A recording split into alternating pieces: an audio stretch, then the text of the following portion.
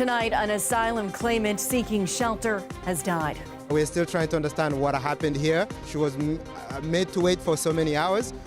The woman spent the night in the lobby of a Mississauga shelter and died the next day. We will bring you the latest on what happened, as well as the calls for action. We don't know if it's closure or justice. Plus, a historic sentence coming out of London, Ontario. A judge ruled the killer of a Muslim family committed terrorism. We had a great squad. We were pushing for that cup all year. Everybody in this room here tonight is growing and elevating our game. And donning the ring, we take you tonight to the Isabel Cup Championship ring ceremony, where the Toronto Six are being honored, what it means for women's hockey. Well, hello, everyone. I'm Natalie Collada, and we begin tonight in Mississauga, where we are learning new details surrounding the death of an asylum claimant. The woman was seeking shelter on the weekend and later died. As Tyler Cheese explains, advocates are now urging the region to step up. We're still trying to understand what happened here. We know that when she came here, she was made to wait for so many hours. Local advocates say an asylum seeker was forced to wait outside this shelter in Mississauga for about 6 hours in freezing temperatures on Saturday afternoon. She was later let into the shelter's lobby, where she would spend the night because no spaces were available. People are coming to seek refuge, and what we are doing is leaving them on the street, in this case, leaving them outside for hours. On Sunday, the woman suffered a medical emergency and was taken to hospital, where she later died. Now, everyone we've talked to today wants to make it very clear that the shelter is not to blame. Instead, they're pointing to the fact that the shelter system here in Peel has been completely maxed out for months. We are at 400% of capacity, and it doesn't have to be this way.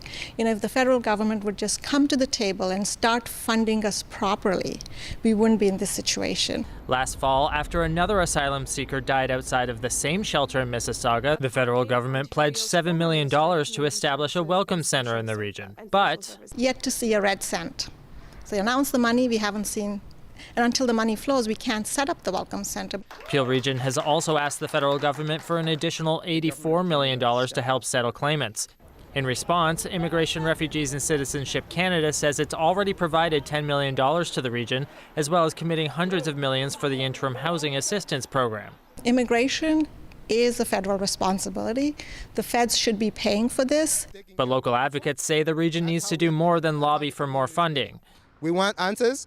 And the answers cannot be, oh, we need to get the money from the federal government so we can do this work.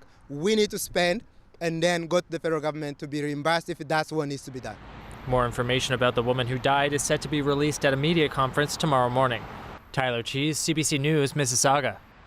Well, a judge has ruled the actions of a man who ran down and killed the Afzaal family in London amounted to terrorism. Jamie Strachan was at the courthouse today and brings us the reaction that came pouring out. Surrounded by family and friends, Tabinda Bukhari emerges from the London courthouse, conflicted. We both feel both a hollowness and a storm brewing within. We don't know if it's closure or justice.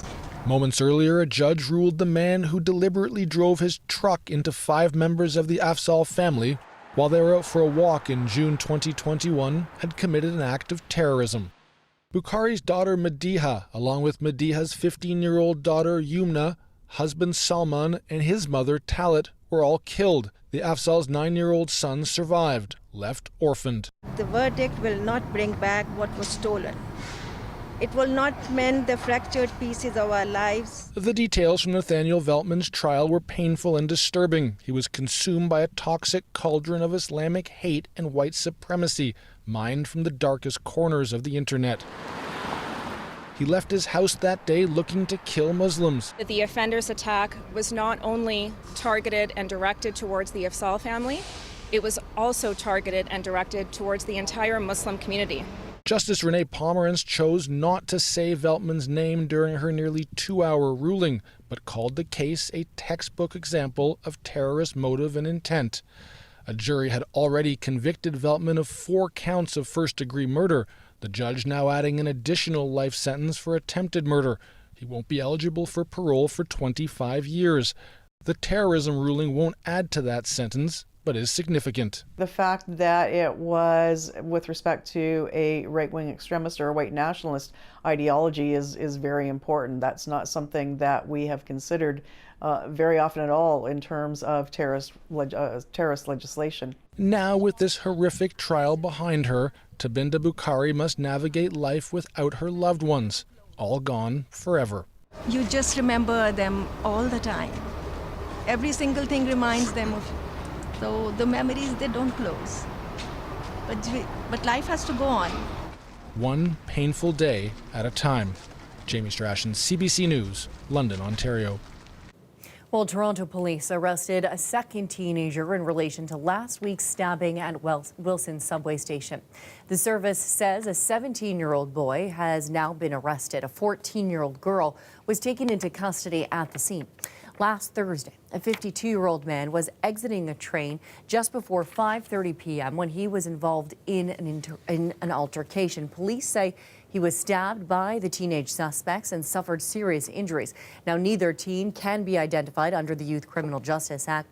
They both are now facing several charges, including aggravated assault and assault with a weapon. Well, a new project in Peel Region is embedding crisis counselors directly within the police's human trafficking unit. It comes as the province marks Human Trafficking Awareness Day.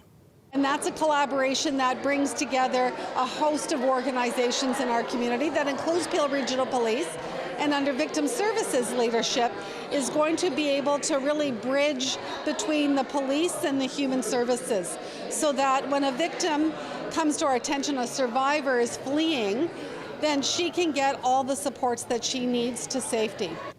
Now, 2 crisis counselors will work side by side with officers, providing survivors of human trafficking with support at the time of a police response. Experts say girls between 12 and 18 years old are at risk in the region of becoming victims of sex trafficking.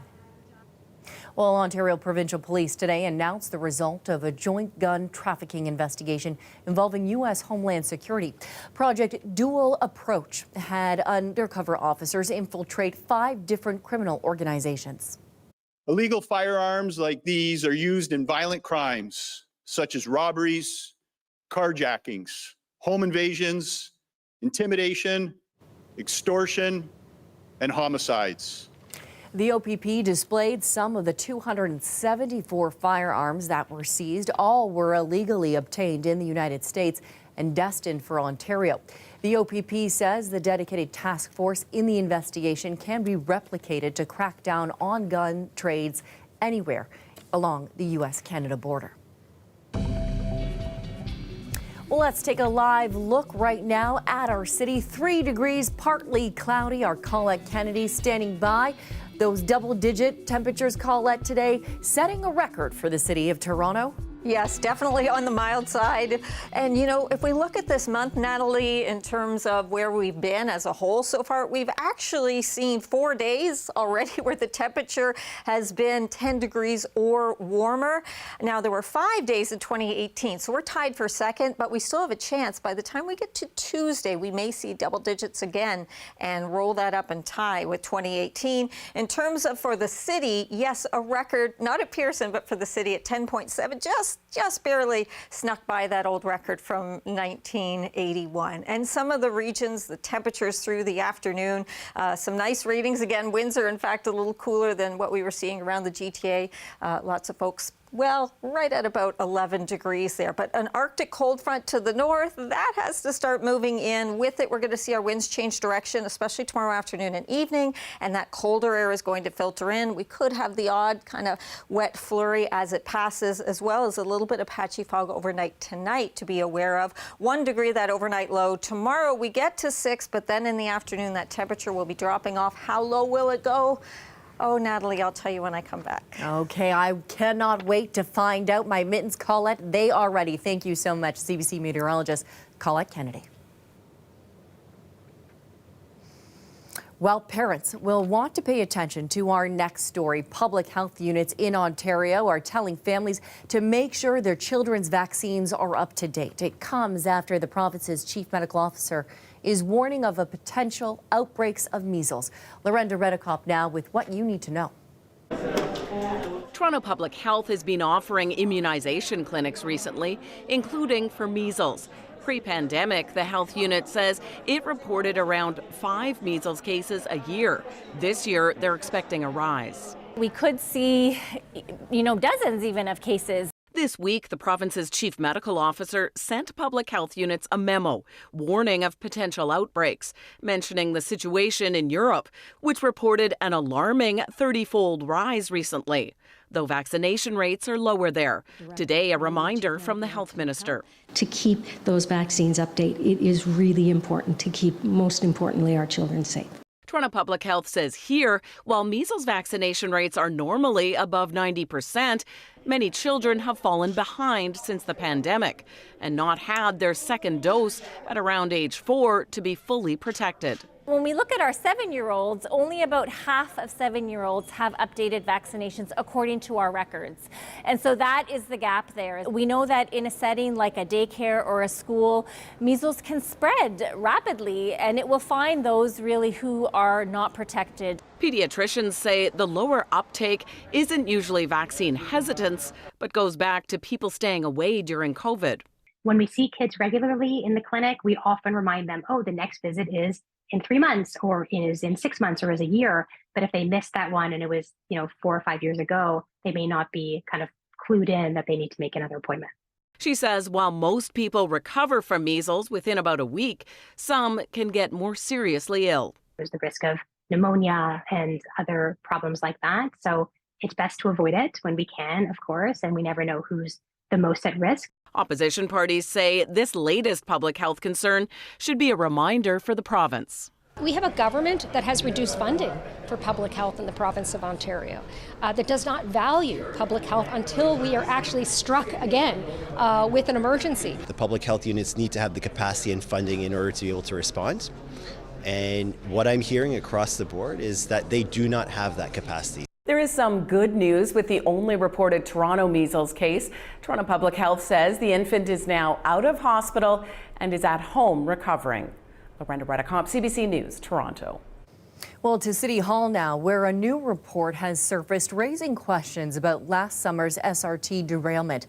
And today, Premier Doug Ford was pressed on whether Ontario needs to commit more money to Toronto's transit system.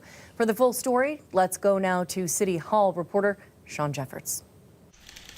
It was a big check to Toronto for hitting a big target on its way to addressing the housing crisis. $114 million for helping to get shovels in the ground to build.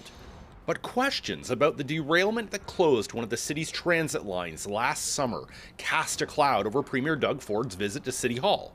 A short time before Ford and Chow smiled for the camera, TTC commissioners sounded an alarm about maintenance on the city's transit system. This report is a canary in the coal mine. The TTC needs to re-earn the trust of Torontonians because this report says that there wasn't the maintenance needed to ensure that the SRT would be safe and functional until its very last day. Last July, broken and loose bolts caused the incident which permanently closed the line prematurely.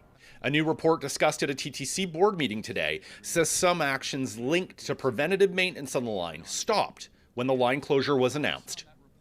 Transit expert Steve Monroe says the report raises questions about maintenance on the system. We have to start looking seriously at the amount and quality of maintenance on the subway. TTC CEO Rick Leary says the subway system is safe, and the agency is still digging into the report. But the TTC has a $25 billion state of good repair backlog it needs help from the province to address. You've been hearing the TTC since, I believe, 2019, talking about the need of capital investment for the TTC. It's getting old. The trains, for instance, are coming to their useful life. The signal systems coming to their useful life. What happens is it ruins reliability. Asked about the report today, the Premier stressed the province is spending billions building new transit in the city. We always want to work hand in hand helping any municipality, including Toronto, with their infrastructure. Enough with the novelty checks. We need real funding for our transit system, housing, and all of our other priorities. Matt Lowe says he'll be pressing for further updates on the SRT derailment. TTC staff say they'll have a follow-up report to the board in April. Sean Jeffords, CBC News, Toronto. Welcome back. Well, developers in this province deny that they are fueling the housing crisis by sitting on land. It's the latest twist in the debate over what is driving up the cost to buy or rent a home. Our senior reporter at Queen's Park, Mike Crawley, has that story. It's now 2 years into the Ford government's 10-year plan for 1.5 million new homes to be built in Ontario. So far, new home construction remains well off the pace needed to hit that target. Housing starts hit a record high in 2022, then fell back in 2023, both years well short of the annual target of 150,000. Forecasts predict even fewer housing starts this year. Interest rates have had a significant impact on housing sales and therefore housing starts. It's an unfortunate period of time that is beyond the control of the industry. Two of the biggest players in Ontario's housing industry are out with a report rejecting claims that developers wait too long to get shovels in the ground once projects are approved. We had to dispel a myth that the industry was not operating at capacity. We were sitting on supply. The statistics speak volumes. The stats that developers want to highlight: the number of new homes completed last year and the number currently under construction, both at 3-decade highs. Really, the industry is working at maximum capacity or close to maximum capacity at this point. Some municipal leaders want more powers to try to spur construction of stalled projects, known as use it or lose it. The province is considering it. I've heard from municipalities across the province, frankly, that this has become a problem in some circumstances. The industry is pushing back. I think that the narrative that developers and home builders are sitting on lots, while it may be politically expedient, is damaging.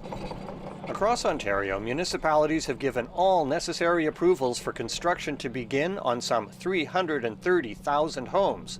Today's report from the industry says that number is not unreasonably high. There's really no incentive for developers or home builders to sit on supply. If they're sitting on supply, it's either because it's not selling and it's not in demand, or it's in a location that's not in demand. The Premier announced today that the government's latest housing action plan will come next month. Mike Crawley, CBC News, Toronto.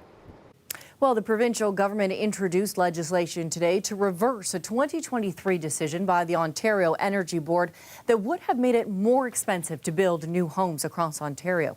Now the Keeping Energy Costs Down Act would have passed, provide our government the authority to reverse the Ontario Energy Board's split decision, which would have required any new home buyer or small business to pay 100% of those costs of a natural gas connection for their home or business up front.